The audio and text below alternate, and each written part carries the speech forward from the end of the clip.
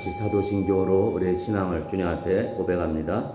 전능하사 천지를 만드신 하나님 아버지를 내가 믿사오며 그 외아들 우리 주 예수 그리스도를 믿사오니 이는 성령으로 잉태하사 동정녀 마리아에게 나시고 본디오 빌라도에게 고난을 받으사 십자가에 못 박혀 죽으시고 장사한 지 사흘 만에 죽은 자 가운데서 다시 살아나시며 하늘에 오르사 전능하신 하나님 우편에 앉아 계시다. 저리로서 산자와 죽은 자를 심판하러 오시리라. 성령을 믿사오며 거룩한 공회와 성도가 서로 통하는 것, 죄를 사하여 주시는 것과 몸이 다시 사는 것, 영원히 사는 것을 믿사옵나이다. 아멘. 오늘 은혜 받을 하나님의 말씀, 우리 주제 말씀 찾아봅니다. 베드로전서 2장 1절과 2절의 말씀, 우리 다 찾으시면 한 목소리로 우리 함께 말씀을 읽도록 하겠습니다. 신약성경 377면에 베드로전서 2장 1절과 2절 두 절의 말씀입니다. 1절 2절 같이 함께 있습니다. 시작. 그러므로 모든 악독과 모든 기망과 외식과 시기와 모든 비방하는 말을 버리고 갓난아기들 같이 순전하고 신령한 젖을 사모하라. 이는 그로 말미암아 너희로 구원을 이루도록 자라게 하려 함이라. 아멘. 기도드립니다. 영원토록 살아계시며 우리를 돌보시고 지켜주시고 축복하시는 좋으신 아버지 하나님, 오늘 주일 거룩하고 복된 날 오후 시간에도 주님의 찬양을 경배하며 성령 충만한 은혜와 기름 부심의 은혜와 또 말씀의 축복까지도 받을 수 있도록 오후 찬양 예배의 자리로 우리의 발걸음을 인도하시니 감사합니다. 오늘도 이 자리에 성령의 충만한 임재를 체험하는 거룩한 시간이 되게 하여 주시고, 오늘도 말씀 들게 될 때 영의 귀를 활짝 열어 주시어서 말씀을 통해 다시금 하나님의 진리를 깨닫는 지혜가 임하게 하여 주시고, 말씀 들을 때 내 마음에 모든 어둠이 사라지게 하여 주시고, 말씀 들을 때 소망이 생기게 하여 주시고, 말씀 들을 때 내 심령이 변화되는 하나님의 큰 은혜와 축복과 영광과 권세와 능력이 우리 모두에게 충만히 임하게 하여 주시옵소서. 이 모든 것 우리 구주 예수 그리스도의 이름으로 믿고 감사하며 간절히 기도하옵나이다. 아멘. 할렐루야. 오늘 이 시간에도 말씀의 은혜와 축복이 우리의 충만히 임하게 될 줄로 믿습니다. 우리 옆에 분들 분하면 인사하시기 바랍니다. 오늘도 말씀으로 큰 복을 받으시기 바랍니다. 아멘. 다 그렇게 될 줄로 믿습니다. 여러분과 저는 이 세상 사람 어디 가든 다 복받는 자리에 가시길 바랍니다. 망하는 자리, 해당하는 자리는 주님 다 피하게 하여 주시고, 가는 곳마다 하늘의 은혜와 축복을 풍성하게 받으시기를 간절히 바랍니다. 우리가 지난 시간에는 이사야 43장 18절부터 21절 말씀을 중심으로 해서 예수 그리스도의 의를 갖고 있는 거룩한 자녀인 여러분과 제가 이 땅에 살아가면서 어떻게 살아가야 되느냐, 그 말씀을 통해 우리가 은혜를 나누었습니다. 잠깐 복습을 합니다. 이 말씀을 통해서 우리가 알아야 될, 깨달아야 될 가장 중요한 진리가 있는데, 그것은 여러분과 제가 영적으로 성장하는 것이 어느 한순간 하나님의 초능력적인 능력으로 순간적으로 우리가 변화되는 것이 아니라는, 하나님이 야곱을 이스라엘로 변화시킬 때까지 오랜 세월이 지난 것처럼 우리도 이와 같이 하나님의 합당한 영적으로 성숙한 이런 은혜의 사람, 영적인 사람이 되기 위해서는 귀한 이러한 영적 훈련의 기간이 있어야 되는 줄로 믿습니다. 하지만 많은 사람들은 너무나 조급해가지고 한 번에 그냥 한 방에 딱, 예를 들어서 예방주사 맞으면 모든 것 다 질병을 막을 수 있는 것처럼 한 번의 은혜로 우리가 완전히 바뀌게 되고 영적으로 장성한 자가 되는 것으로 착각하는 경우가 얼마나 많은지 모릅니다. 하지만 우리 하나님은 하나님의 자 여러분과 제가 어느 한순간 뚝딱 바뀌는 것이 아니라 영적 갓난아이부터 우리가 한 걸음 한 걸음 말씀으로 성령의 은혜로 우리를 변화시키는 귀한 은혜와 축복을 부어 주시는 줄로 믿습니다. 그 왜 그렇게 한다고 그랬죠? 하나님의 능력이 없어서 그렇지 않아요? 아니죠. 얼마든지 우리를 1초만 해도 완전히 180도 바뀐 사람으로 바뀔 수가 있죠. 하지만 우리가 이와 같이 하나님의 은혜 가운데 한순간에 이런 영적인 훈련을 거치지 않고 어느 한순간에 확 바뀌게 되면 우리는 누구도 감당할 수 없는 교만의 죄에 빠지는 것을 우리 하나님 아시기 때문인 줄로 믿습니다. 그러면 야곱을 오랜 세월 또 이러한 영적 훈련과 시련을 통해서 이스라엘로 하나님과 겨루 이긴 자로 만들어 주신 그 하나님이 여러분과 저를 이러한 장성한 믿음의 사람, 영적인 사람으로 변화시킬 때까지 우리는 인내하며 기다리며 훈련을 알아야 될 줄로 믿습니다. 그러면 그때까지 기다리면서 우리가 어떻게 살아야 될까요? 이에 관해서 하나님이 말씀하신 것이 이사야 43장 19절이죠. 제가 다시 말씀을 읽어드립니다. 보라, 내가 새 일을 행하리라. 아멘. 그러면 우리에게 하나님이 어떤 새 일을 행한다는 것, 내가 아직 장성한 믿음의 사람 영적 성장 안 했는데 지금 현재 단계에서 새 일을 한다는 게 어떤 일입니까? 말씀해 보면 광야 길을 내시고 사막에 강을 내는 새로운 일을 할 것이라 분명히 약속을 하셨어요. 그러면 성경에서 말씀하는 광야와 사막은 바로 어디입니까? 그것은 바로 내 어둠에 잠겨있는 내 마음이 되는 줄로 믿습니다. 그래서 주님은 이러한 어둠에 마귀에게 짓눌려 있는 내 마음을 주님께서는 빛으로 비춰주시고 새 길을 열어주시고 또 강을 내주신다 분명히 약속을 해주신 줄로 믿습니다. 그래서 내 마음속에 이 길을 뚫어가지고 그럼 우리가 어디로 가도록 길을 냅니까? 어디로 배를 타고 가도록 강을 냅니까? 다른 것이 아니죠.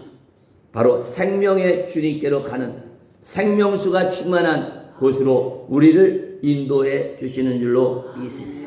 그 길은 나 혼자 가는 것이 아니죠. 내 안에 계신 성령 하나님을 통해 주님과 동행하면서 여러분과 저희가 이러한 생명의 주가 되신 주님께 가게 되면 우리에게 생명수의 강물을 차고 넘치게 우리에게 생수를 부어주시는 줄로 믿습니다.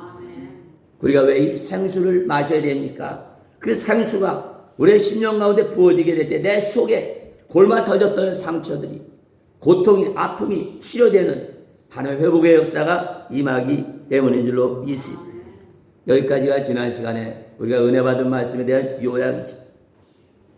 그러는 시간에는 그렇다면 내 마음을 짓누르는 어둠, 그러면 마귀가 우리의 마음을 파괴하는데 뭘 통해서 파괴한다고 그랬어요? 분노를 통해서도 파괴하고 증오심을 미움을 통해서도 우리의 마음을 파괴해버려요. 오늘 이 시간에는 이러한 마귀가 우리의 마음을 증오심을 통해서 어떻게 무너뜨리는가 이 말씀을 통해 우리가 은혜 받는 귀한 시간 되시기를 간절히 바랍니다. 그러면 증오심이라는 게 어떤 겁니까?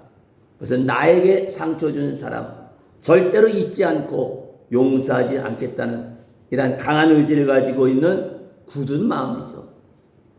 왜냐하면 우리가 살아가면서 누군가에게 내 마음의 상처를 받게 되면 나도 모르게 내 속에서 그 사람의 괘씸죄가 섭섭마귀가 틈타러가지고 미워하는 마음이 증오하는 마음이 생기게 돼요. 근데 문제는 누군가를 미워하면 내 속에 뭐가 생기기 시작합니까? 쓴뿌리가 생겨요. 쓴뿌리가 생긴다는 게 뭐예요? 마귀가 내 마음을 치고 들어왔다는 거지. 그래서 이 증오심이 점점 커지게 되면 뭐와 같으냐? 지옥에서 활타는 불과 같다. 그래서 내 영혼을 불살라버린다. 나를 망하게 하다. 나만 망하는 것이 아니라 주변 사람들도 증오심이라는 불 가지고 다 태워버린다. 은혜를 받게 하는 것이 아니라 은혜를 싹 쏟아버리게 만든다. 전도하는 것이 아니라 구원받는 길을 막아버린다는 것이죠. 내 안에 있는 증오심, 내 속에 있는 미움이. 그렇기 때문에 여러분과 제가 신앙생활하면서 가장 조심해야 될 일 중에 하나가 마귀가 내 속에 침투하지 못하도록 우리는 다 방벽을 씌워야 될 줄로 믿습니다. 그것이 바로 뭡니까? 내 속에 미워하는 마음이 생기면 우리가 기도해야 될 줄로 믿습니다. 하나님의 도우심을 구해야 되는 거죠. 내가 미워하는 거 회개한다고 미운 마음이 없어집니까? 성령의 불이 임해야 될 줄로 믿습니다. 미움도 하나님의 불로 다 태워버리시기를 간절히 바랍니다. 근데 그 성령의 불로 내 속에 있는 증오심을 태우지 못하면 그 미움과 증오심을 도화선을 해서 원수마귀가 내 속에 들어와서 내 마음을 짓누르기 시작합니다. 해같이 밝았던 내 마음이 어느 순간부터 어둠에 잠겨 기쁨을 잃어버리게 되죠. 사는 맛이 나지 않다는 거예요. 그러면서 하나님과의 친밀한 교제는 자꾸 끊어지고 자꾸 다른 사람과 다툼을 일으키게 된다는 거예요. 그러면서 우리로 하여금 자꾸 정욕적인 사람으로 만들어요. 세상 것에 점점 빠져 들어가게 만들어요. 그런 원수마귀가 내 마음에 치고 들어오면 우리를 어떻게 이러한 정욕적인 사람으로 만들어가는가? 이 마귀의 식체가 뭔가? 이 말씀을 통해 우리가 은혜 받는 귀한 역사가 있으기를 간절히 바랍니다. 그래서 우리 마음이 중요한데 우리 마음에는 두 가지의 세계가 있습니다. 하나는 현실 세계가 있고 또 하나는 비현실의 세계가 있다. 그럼 내 마음 속에 있는 현실 세계는 뭡니까? 그것은 바로 하나님이 내 마음을 다스리는 은혜의 세계가 있는 줄로 믿습니다. 그 비현실의 세계는 뭡니까? 나도 모르게 마귀가 치고 들어와서 내 마음을 점령하고 있다. 점령군이라는 거죠. 근데 나는 모르는 거죠. 나는 그냥 신앙생활 잘하고 있구나. 하나님이 내 마음도 다스려 주는구나 착각을 하고 있다는. 그래서 내 마음속에 있는 비현실의 세계는 왜 비현실이냐? 내가 모르니까요.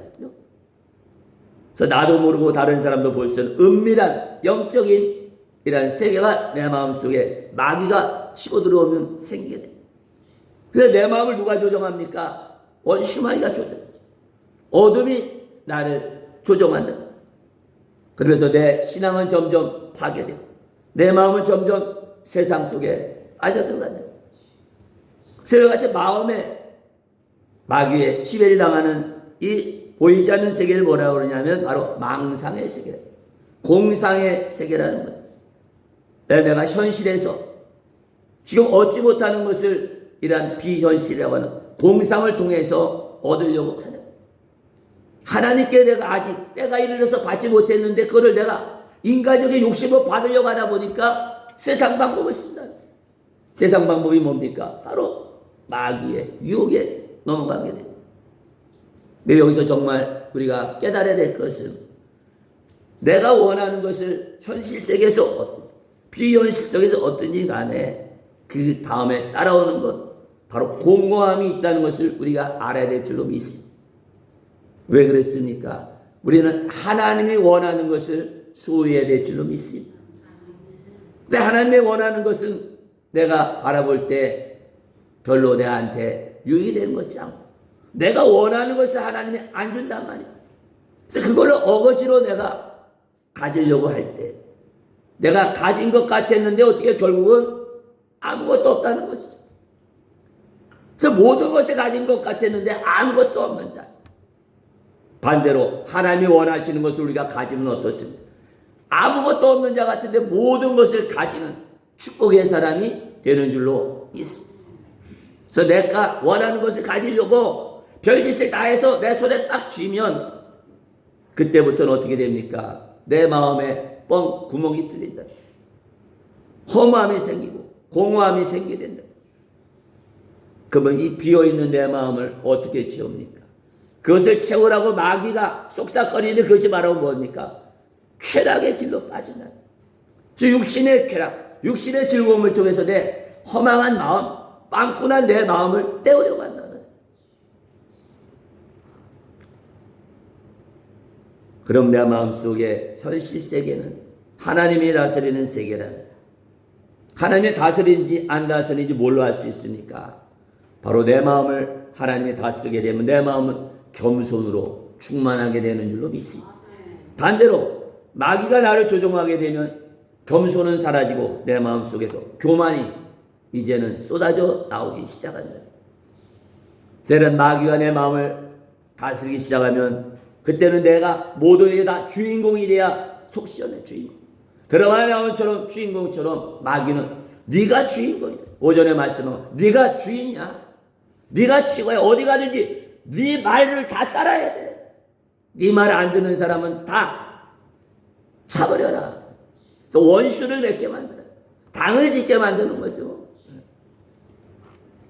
그래서 이러한 마귀의 역사, 내 속에서 일어나는 마귀의 역사, 마귀의 영역, 마귀의 세계에 대해서 정확하게 보여주는 것이 다니엘서 4장이라는 이걸 통해서 하나님이 내 마음을 다스리지 못하고 마귀가 내 마음을 다스리게 되면 우리 인생이 얼마나 파괴가 되는, 얼마나 망하게 되는지를 분명하게 경고를 하고 있습니다.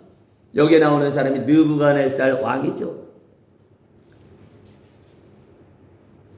바벨론의 왕이 느부갓네살 왕이 처음에는 은혜로 시작했지만 자기의 중심적인 교만에 빠졌어요. 자기 마음이 마귀의 지배를 당하니까 결국에는 비참한 결과를 내게 된다는 것을 분명히 느부갓네살의 꿈을 통해서 하나님이 우리에게 경고하고 있는 것이다. 그래서 다니엘 4장 보면 2절과 3절에 보면 느부갓네살 왕이 이방인인데도 놀랍게 하나님의 영광 돌리는 것으로 4장이 시작이 됩니다. 근데 곧 이어지면서 시간이 지나면서 점점 그 꿈속에서 자기의 교만이 이제 나타나게 되죠. 그때부터 1년 12달이 지난 후에 느부갓네살 왕은 모든 영광을 하나님께 돌리지 않고 그 영광을 다 자기가 가로챈, 그러면서 교만에 빠졌다고 다니엘 4장 29절과 30절 보면 말씀하고 있습니다. 여러분은 꿈을 꾸면서 잠을 자면서 어떤 생각을 하면서 잠자리에 듭니까? 여러분 사람이 혹시라도 공상을 하긴 했다. 어떤 공상을 합니까? 꿈꿀 때 어떤 꿈을 꿉니까? 영적인 꿈을 꿉니까? 아니면 세상 말로 개꿈을 꾸냐? 우리가 마귀에게 마음을 점령받아도 꿈을 꾸면 희한한 꿈을 꾸게 되죠. 바로 내가 아주 교만하게 되는 꿈을 꾸게 된다는 것이죠. 그래서 느부갓네살 왕도 처음에는 하나님의 다스림을 받았기 때문에 늘 하나님을 의지하는 겸손한 마음을 가지고 살아요. 그러나 이제 점점 하나님의 은혜와 축복을 받게 되자 마음이 변하게 되죠. 점점 하나님을 높이는 것이 아니라 나를 높이게 되니까 이제 교만 가운데 빠지게. 그럼 우리가 교만에 마귀에 빠지게 되면 어떤 일이 일어납니까? 하나님의 거룩함이 떠나는 줄로 믿습니다. 하나님의 영광이 떠나고 하나님의 축복이 떠나기 시작합니다. 그때부터 바벨론 제국의 왕이었던 느부갓네살 왕이 어떤 처지가 됩니다. 마치 산에 돌아다니는 짐승처럼 신세가 비참하게 됐다. 그래서 들판에 버려졌다. 다니엘 4장 32절과 42절에 보면 말씀하고 있습니다. 이걸 통해서 우리가 하나님의 거룩한 자님에도 불구하고 마귀의 내 마음을 뺏겨가지고 교만하게 살게 되면 얼마나 비참한 일이 일어나는지를 분명하게 알 수가 있습니다. 그 영광스러운 왕이 자리에서 사람들에게 쫓겨나는, 들판으로 쫓겨나는데 마치 소처럼 풀을 뜯어먹고 살아요. 또 온몸은 비를 피할, 이슬 피할 곳이 없어. 다 새벽에는 몸이 젖어버리고 사람 손톱이 자라가지고 새 손톱처럼 되고 머리털은 독수리 머리털처럼 됐다고 말씀하고 있어요. 쉽게 말하면 광인이 돼버린 거, 미친 사람이 돼버려요. 왕이 미쳤는데 그 자리에 두겠어요? 내쫓아버리고. 지금 현대에서는 이런 정신적으로 문제가 생기면 병원에 입원해서 치료를 하죠. 약물로. 그러나 당시에는 정신병에 대한 물론 치료가 있겠어요. 그래서 저 사람 미치면은 다 산에다 버려가지고 짐승들 같이 살게. 왜? 제정신을 잃었으니까 짐승과 똑같이 취급을 했던 거죠. 그래서 바벨론 왕이 미치니까 산속에 버려가지고 짐승같이 살았던 거죠. 이 왕뿐만 아니라 하나님의 자녀 여러분 다 마찬가지죠. 우리가 교만 속에서 이러한 비현실적인 속에서 마귀의 지배를 당하게 되면 결국 나도 영적으로는 미친 사람이 된다. 우리 다니엘 4장 34절 한번 찾아봅니다. 구약성경 1239면입니다. 구약성경 1239면입니다. 다니엘 4장 34절입니다. 구약성경 한가운데서 더 많이 넘기면 예언서가 나오고 이사야, 예레미야, 에스겔 다음에 다니엘이 나옵니다. 다니엘 4장 34절입니다. 구약성경 1239면입니다. 1239면 다니엘 4장 34절 한 절의 말씀입니다. 이대일 권사님 찾으셨어요? 잘 찾으셨네. 성경을 많이 쓰셔가지고 잘 찾으시네. 다니엘 4장 34절 우리 찾으셨죠? 우리 한 목소리로 천천히 같이 읽습니다. 시작. 그 기한이 잠에 나 느부갓네살이 하늘을 우러러 보았더니 내 총명이 다시 내게로 돌아온지라. 이에 내가 지극히 높으신 이에게 감사하며 영생하시는 이를 찬양하고 경배하였나니 그 권세는 영원한 권세요 그 나라는 대대에 이르리로다. 아멘. 총명이 찾아왔다고 그랬죠. 제정신이 든 거라. 왜? 하나님의 때가 이렇습니다. 그가 교만에 빠지니까 하나님이 한번 쳐버리니까 총명이 사라지고 미친 인간이 됐지만 느부갓네살이 이런 자신의 교만을 깨닫고 짐승같이 살면서 회개하게 될 때, 당자처럼 회개하게 될 때 하나님이 다시금 제정신을 차리고 총명함을, 지혜를 회복시켜 주신 줄로 믿습니다. 그러면 느부갓네살 왕이 이제 회개하고 하나님 앞에 돌아왔을 때 하나님이 그에게 뭐라고 말했을까요? 느부갓네살 왕아, 네가 이렇게 회개하고 돌아오니 참 좋구나. 거기까지는 참 좋은 말씀이죠. 그 다음에 뭐라고 말씀했을까? 그래서 너가 너무 늦게 회개했구나. 이런 말씀하셨을까? 우리가 하나님 앞에 돌아가는 회개의 시간은 하나님 앞에는 한 번도 하나님은 늦었다고 책망하지 않으시는 줄로 믿습니다. 우리 하나님은 끝까지 우리가 회개하고 돌아오기를 기다리신 하나님이란 것 우리가 평생 기억하시기를 간절히 바랍니다. 그래서 우리가 혹시 늦게 회개하고 돌아갈지라도 하나님은 한 번도 우리에게 너 늦었다, 버스가 떠났다 이와 같이 말씀하지 않는 좋으신 하나님이다.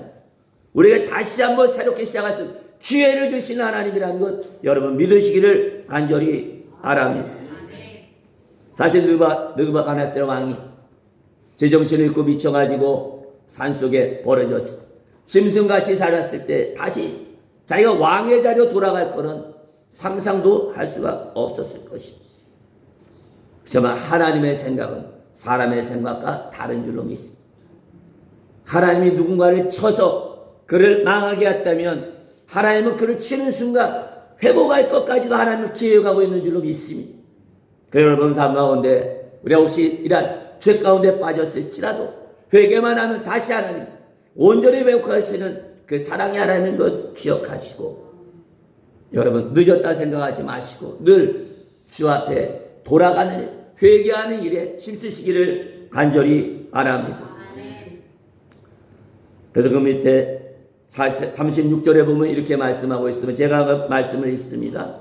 그때 내 총명이 내게로 돌아왔고 또 내 나라의 영광에 대해서도 내 위엄과 광명이 내게로 돌아왔고 또 나의 모사들과 관원들이 내게로 찾아오니 내가 내 나라에서 다시 세움을 받고 또 지극히 위세가 내게 더하여졌더라. 아멘. 여기 맨 끝부분에 놀라운 말씀입니다. 이게 바로 뭡니까? 지극한 위세가 내게 어떻게 되었다고? 더해졌다. 그때는 왕에 있을 때도 없었던 위세가, 엄청난 위세가 나에게 임했다. 할렐루야. 회개하니까 보너스의 축복까지 하나님 부어주신 줄로 믿습니다.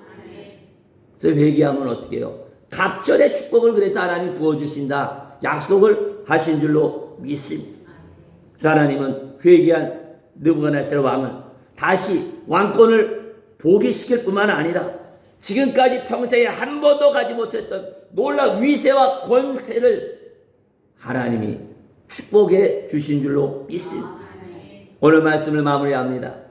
사랑하는 성도 여러분, 하나님의 자녀 여러분과 제가 하나님께 돌아가기만 하면 어떤 큰 실수를 저질지라도, 어떤 불순종에 불신앙의 죄를 범했을지라도 다시금 세워주시는 은혜를 베풀어 주시는 줄로 믿습니다.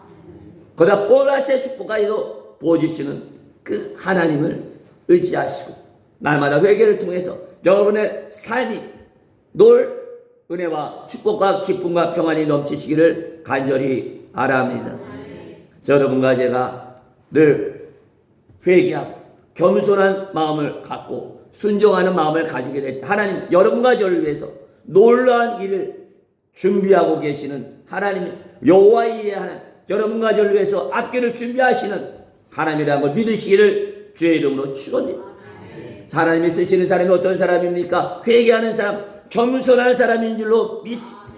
지금도 그 하나님 겸손한 자, 회개하는 자 찾고 있다는 것 여러분 믿으시고 하나님이 귀하게 마지막 때 쓰시는 이러한 순종의 사람, 겸손한 사람, 축복의 사람 되시기를 주의 이름으로 축원합니다. 그만 하나님이 왜 겸손한 사람을 찾을까? IQ 좋은 사람 찾지, 머리 잘 돌아가는 사람 찾지, 돈 많은 사람 찾지, 권력 있는 사람 찾지. 왜 이와 같이 딱 다른 거 뭐 한 가지 겸손한 사람만 찾을, 거기 중요한 이유가 있다. 왜냐하면 하나님의 복을 받아서 그 사람이 성공한 사람이 돼도 변함이 없는 줄로 믿습니다. 하나님께 영광만 돌린다는, 또 어떤 하나님의 권세를 맡기고 그 권세를 가지고 하나님 노릇 안 한다는 거죠. 내가 하는 일은 내 능력이 아니요 하나님의 능력입니다. 하나님의 은혜입니다.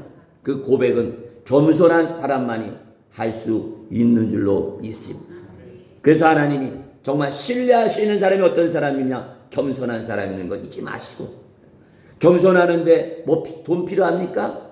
우리가 늘 회개해서 깨지면, 내가 부서지면 겸손하게 되는 줄로 믿습니다.